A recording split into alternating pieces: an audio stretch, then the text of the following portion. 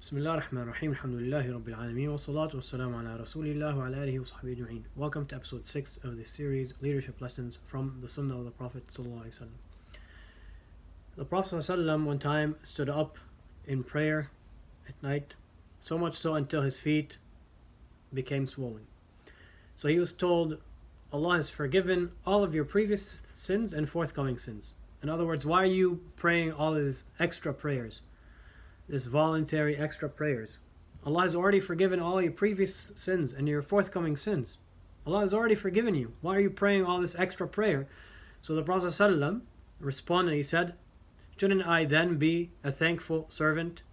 In other words, because Allah forgave all his previous sins and forthcoming sins, it's even more so, shouldn't he be a thankful servant to Allah subhanahu wa ta'ala by praying more voluntary deeds, more voluntary prayers, doing more good deeds as a way of thanking Allah subhanahu wa ta'ala. So being thankful again is not just by our tongue but and our heart, but also by our actions.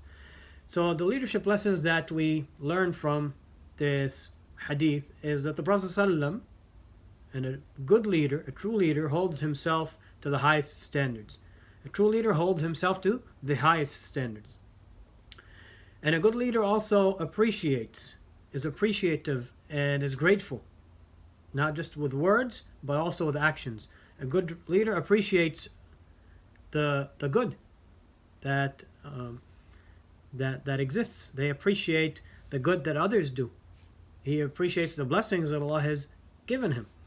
And he shows his gratitude and his appreciativeness with his words and with his actions. And we also learn a very important leadership lesson from this, which is that a leader sets an example through his actions. A good leader sets a good example for his followers through his own actions. Barakallahu fikum, jazakumullah khairan, wassalamu alaikum wa rahmatullahi wa barakatuh.